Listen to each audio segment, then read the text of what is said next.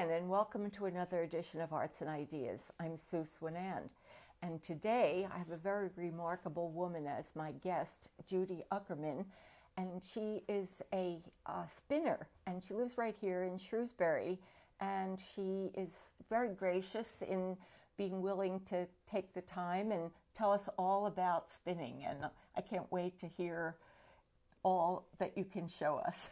Well, thank you. I'm happy to tell you. I became a spinner several years ago when it occurred to me that I do a lot of knitting, and I've always been a knitter, and I began to be much more picky about what I was knitting with. I saw a demonstration of spinning with a drop spindle, and it just caught my fancy, and it's been uphill from there. So I do have 2 spinning wheels, and I have other kinds of things that you can spin with. And I also find it very fascinating that this was traditionally women's work.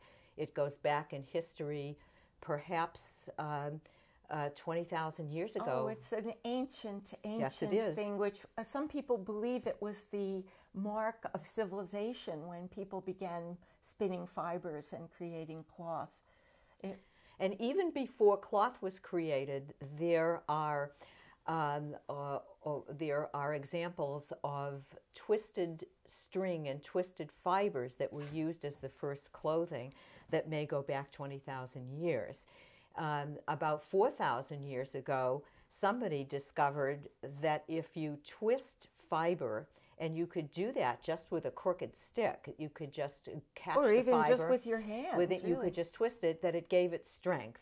And that was the very, very beginning. And along the Mediterranean, in Egypt and in North Africa, and then over towards the Middle East, cultures developed ways of spinning. And that's the only way that sails were actually woven, so that exploration could happen, and that houses were decorated and people had clothing. And it was always women's work. Throughout the ages, there were throughout parts of the world, Europe and in Asia, there were refinements of the twisted stick and the spindle that resulted in the spinning wheel. Sure. So I have a spindle, and this is a very lovely modern day 21st century spindle. And basically all that spinning is something that's going to twist my yarn, and I'm going to draft, which means pulling back on the fiber. And you can see I'm going to let some of this twist climb right up into that drafted piece of fiber. So the drafting is to equalize the lumps and thicknesses. So and that it pulls it out, and then you see it's going to double back on itself, and that's what it will look like when I eventually take 2 plies and put them together so as what one. You've just spun there is a single ply. This is a single ply. In one direction, and then if you spin it with another ply, it would be you would spin the wheel in the opposite direction. Opposite direction. And usually when you spin your single, it's going to be spun in a clockwise direction. You can see this is spinning clockwise. This is a lovely spindle with a brass ring. And sometimes people roll it on their leg, or they have all different ways of using a stick. Or a little hand spindle like that. The Navajo spinners have these huge, huge spindles that might be 2 feet long, and they roll them, they sit on the ground and roll them on their thigh. And that was probably the first way that people created actually something that looks like string, or something that looks like a single ply yarn. I've seen some things in archaeological exhibitions of little weights that were made of clay. Yes. That would hold hold the thread down. Oh, that was for weaving, sorry. No, they also used that. In fact, some of the earliest spindles were assisted by tying fiber around a rock and dropping it. That's right. And I think that's... to keep the tension. Right. More likely from Asia and China. Some of the first spinning wheels, so that got a little bit more sophisticated, were from China and India. Let's talk about the materials a little bit, because obviously not everyone was spinning wool. One of the most fascinating things, of course, is the silk. And, yes. Yeah. And that, well, there's many different ways to be able to use silk. Some people now are even using a silk fiber that was used to make saris, and you can actually pull those apart and unwind it. Yeah. But you're talking about silk cocoons that are actually spun by silkworms living in mulberry trees, and that takes a little bit of talent and experience to be able to open those. Takes a little bit of millions of hands Yes. to unwind. Yes.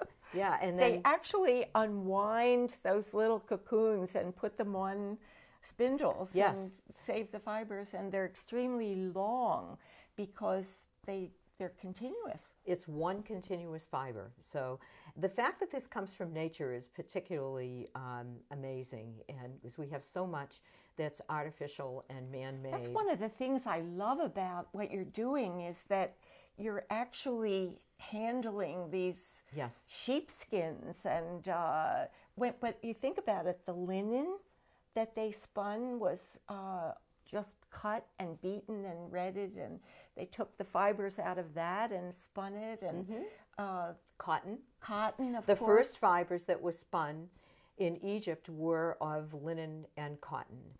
It wasn't till maybe a little later that people began to actually own sheep and domesticate sheep and have their own flock, and then be able to use wool to be able to create fibers so that it could be mostly woven, not so much knitted, but woven in those days. And then one of the big factors, we're talking about the length of the silk, but the sheep can have very different lengths of hair. Yes. And what do you call that? The staple? The length of a piece of a sheep's hair is called a staple, and I can show you a few if you'd like. She's got all these wonderful sheepskins lying around. Fleece, the whole fleece of the sheep. Yes. And when it comes off the sheep, you can still see the shape of the sheep's body, which is amazing. Yes, you can. And I've shopped for several fleeces this year to do some work. And let me show you first this lovely, deep black-brown fleece. And this is not washed. These are the natural colors. Yes. This is not dyed. You get the black sheep and the white sheep and That's the gray right. sheep. And there are sheep that have cream colors and brown colors. Shetland sheep come in about 13 different colors. No kidding. Of everything from red browns to grays. The beauty of that, too, is that the little tips of the curls are a different color. Well, that's so probably... that has a variegation. Yes, and it probably because he may have had a little sunburn. Really? I think the sun might do it. Huh. But if you look at this is, and I always think Otherwise, is that color fairly permanent? This is permanent. The sun may have bleached the tips Yeah, of his hair. just the tips. But basically the hair does not fade. No, it doesn't. And what's going to happen, I have a ball of this that's all made, and I've knit some things from spun yarn. And it turns out to be a dark brown, but it's a lot warmer brown than this that you see here that's very black looking. You have no idea how soft this is and how much air is in it. It's softer. You know, we have artificial fleece, which I love all the time. I love wearing it. But this is the softest thing you can imagine. It just feels like a puff of air. This is washed and prepared so that I can spin it. So it's very much cleaner than this. So when you get it off the sheep, it's going to look like this. Well, I'm going to hold this one up because you can really see the body of the sheep in this. But this is the way it would look when it comes off the sheep. And you can feel the grease of it, the lanolin. It is so, you almost feel like that would repel water, and I bet it does. It probably would. And in fact, if you think about the origin of fishermen knit sweaters, that those were knit out of yarn that wasn't washed before it was spun. So you would have a fleece like that you would spin right up on your spinning wheel and not wash it. The lanolin protected the fishermen from the elements, from both wind and rain and cold. And when you spin it unwashed like that, it's called spinning in the grease. I love it. I love it. You can feel the lanolin on your hands. No. But, and of course, there's a strong smell to the lanolin, too. It smells like a good hand lotion. Yes. But anyway, so tell us then, you have black fleece, light fleece. Now this is a whole sheep or half sheep? That is a whole sheep. So sheep are also different sizes depending on the breed. And if you just pass me a hunk of this, I can tell you. White or dark? Anything. Just pull a big Oh, hunk it's so off. strong. Yes, it is. Well, it once helped keep a sheep together. But if you look, this is really pretty. This is really pretty short. It's about a little bit longer than my thumb. So it may be like a 2.5-inch staple. So that's the staple. That means that the hairs are about that long. The hairs are about that long. And that's going to make a big difference in how I spin something. Sometimes the shorter the staple, the more difficult or challenging it is to spin. Yeah, you've got to spin it a little tighter, Yeah. I would imagine. I think this is actually my Clun Forest sheep. That's a rare breed of sheep. This fleece actually was a gift. I think this may be. Oh, it's so Yeah, soft. I'm going to give you this back. Okay. And I can contrast this with, this one is, if you want to say wild and woolly, I would agree. This is Mr. Curly. Look at the curls on this. What do you call this? Is this a lock? beautiful? These are locks, and look at the staple on this. It's probably 2, 4. It's almost a 5-inch long. Look at how the hair staple. goes just like that. It's a naturally curly-headed sheep. It's called crimp. Crimp. But this crimp is going to tell me something about how thick I'm going to spin this yarn or how thin. And because it's got a big wide crimp, it's going to probably always want to be comfortable with a little wider, fatter yarn. If it was a tiny little crimp, it might want to be a skinny yarn. This is from a blue-faced Why? Leicester. Because it has a memory? Yes. Yeah. It does okay. have a memory. So this is a blue-faced Leicester crossed with a Lincoln. And these are called long wool sheep. Everybody dies for this. This was expensive, wasn't This was expensive. I won't tell you how much. Okay. But and it was is this expensive. a whole sheep or half sheep? This was an entire sheep, and it was worth every penny of what I paid. And I still absolutely drool it's over like it. angel hair. It is. It's gorgeous. And you actually, this one I might spin in the grease because it's not that heavy, and I could spin this right from the locks. And this is the traditional way of doing it. I have one more I'd like to share with you, and this is a whole different experience. Looks totally different. Yes. I'd like to show you how dense this fiber is. This looks like... Oh, my word. I know. Isn't that weight. it's I a guess pillow. they sell it by weight. Yes. This is a half a fleece. You can't believe that. You could fall out of an airplane and land on that. And not be harmed. It's springy. And if it's very hard to see with the camera, but if you look closely, you can see the crimp in this, and it's like a 16th of an inch from peak to peak on this crimp. It's got a nice little spring to it, and this is going to be spun in a very fine yarn. Okay. So here's my wheel. I'm going to stop my spin going, and I've already set it. And this would be the bobbin where the thread is winding on. And you can see, just like with the spindle, I'm doing two things. The wheel is spinning and making it twist, and I'm doing feeding a draft. There's many different ways to draft. Your finished product is going to look different depending on how you draft it. Because I've prepared this fiber nicely, it spins easily. And you're getting a really fine thread with this. Well, you'd be could surprised. do it either way you want, I right? could do it. Yes, I can. If you draft it and let it spin less, or how you get thicker? Or? Well, this is sort of like your bicycle with a lot of gears. I have set my spinning wheel on a very small a groove on this whorl that's small. It's not the smallest one, and that means it's going to go faster. The faster the wheel goes, the more twists per inch of fiber I get. Now, what is this device you're holding? So this is a lazy Kate. This goes back to the Middle Ages. I'm not sure how it was named, but it's going to allow me to turn 3 bobbins full of spun yarn into a single 3-ply yarn. So each of these is a single spin ply, well, single ply. That's right. And now this feeds them through, and you're going to spin them together. Right.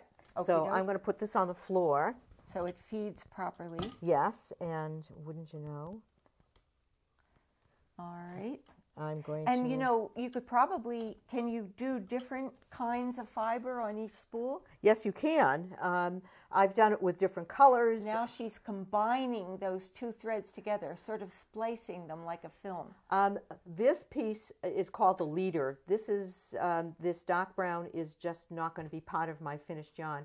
But if you see, I'm actually spinning in the other direction that I was actually spinning the yarn in, the singles in. Now let's see if we can get this going. It's not going to look like much quite yet.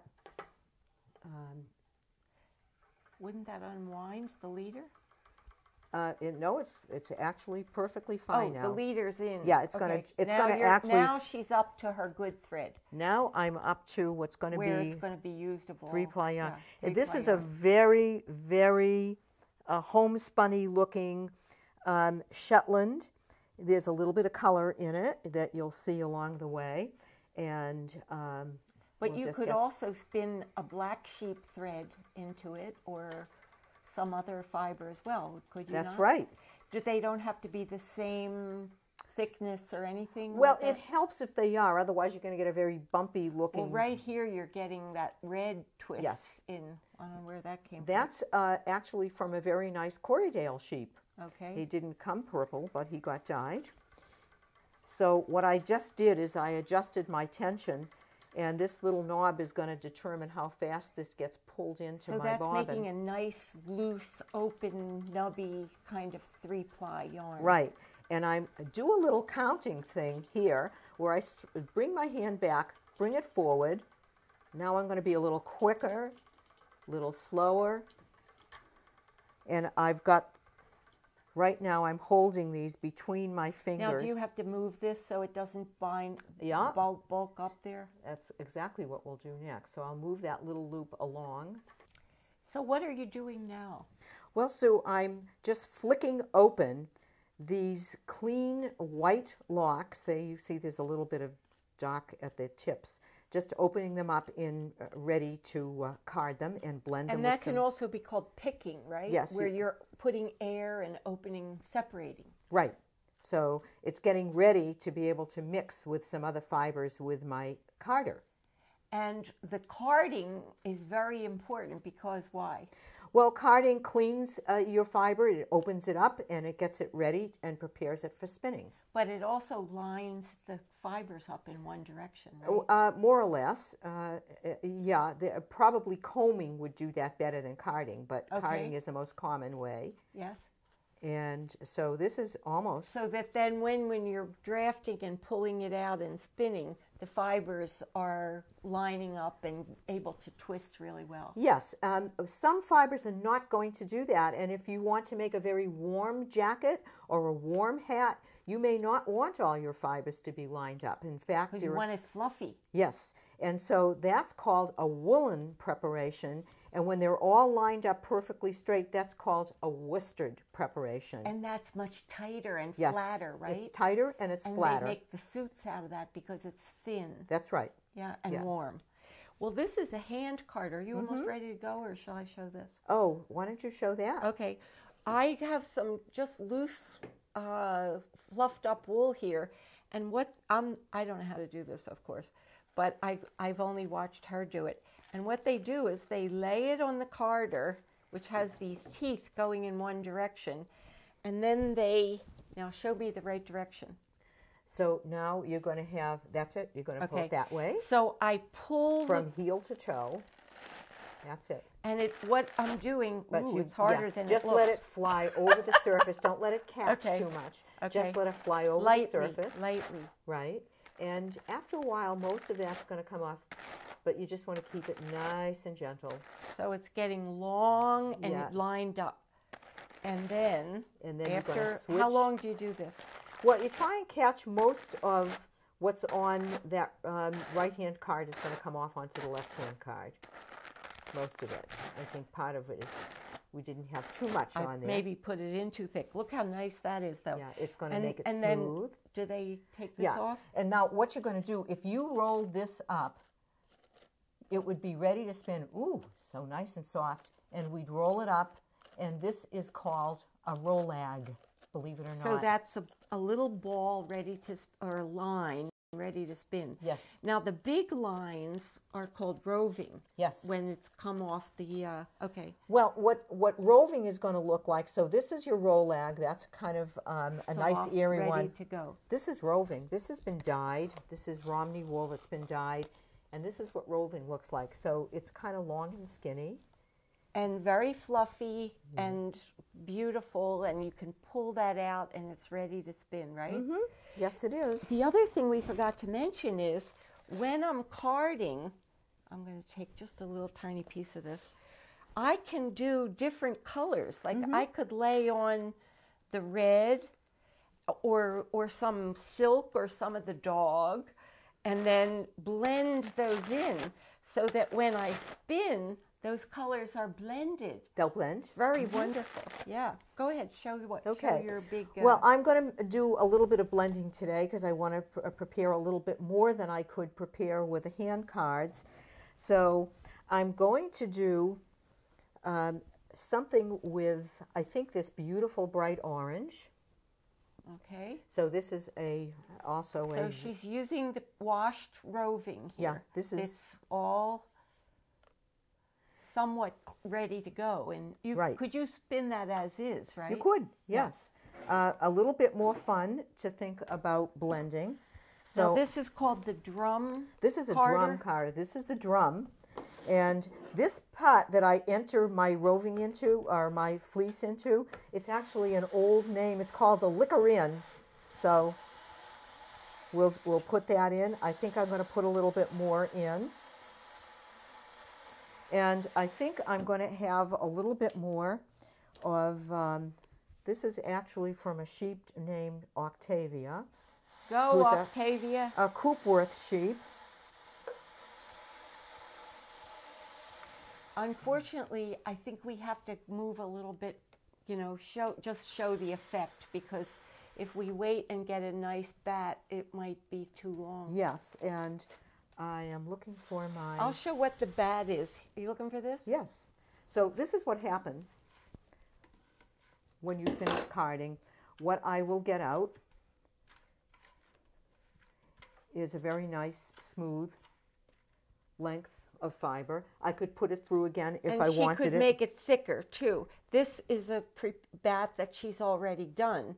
And now you would divide that bat and make it into roving, right? Yes, you could do that, or you could just spin taking strips of it. This could be blended with silk. It could be blended with bamboo. I could put some other colors in there. Usually they come off of the carder bigger than this, but that's ready to spin. Isn't that lovely? Oh my gosh. And you can see how the white and orange are blended together. There's so many steps to this. So now after you've used the drum carder and you've then spun the product of the drum, spun that into the wool, now you've got all the wool on the bobbin. Right. And you're ready to do what's the next step? Well, actually I've plied them all. So I have a bobbin full of 3-ply yarn. Okay. And that's what this is right now. It's coming from a bobbin of plied yarn. And I'm going to use a 15th century tool called a nitty naughty to make a skein of yarn. And it basically works like this. I'm going to go back and forth, up and down, over and under. And this makes about a 68-inch loop.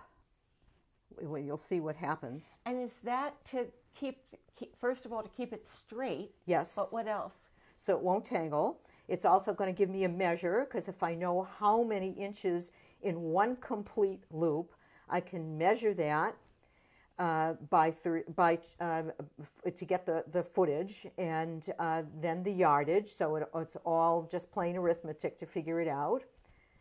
But it keeps it... Eventually, you're going to make into a skein, right? That's right, and that's what we're doing right now. And the skeins are sold by weight? Yes, right? Actually sold by length. Length. So you want to know what yardage is, because most knitting patterns are going to demand a certain yardage. So the same yardage would weigh differently depending on the wool.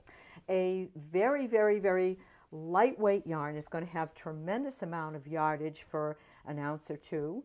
And a very puffy big yarn is going to have not as much yardage.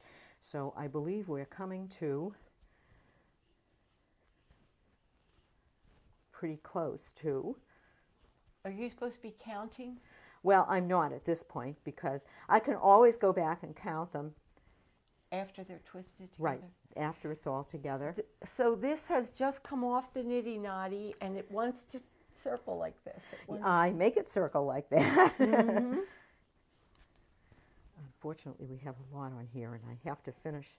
That's okay. He can cut this if he needs to. I think he'll have to. Whoops, and we have. So now I have pretty much finished, and I'm going to bring these together, and they will, as luck would have it, meet very nicely. That was lucky, I must say. Yes. So I don't have a strand of yarn with me right now, but if I did, I would tie in 4 little places on here, but I'm going to forego that just to show you how I make a skein. And you can see why you tie it. Yes, because you can lose control over it if you're not lucky. So here's my skein, and I'm going to twist it with my thumb here,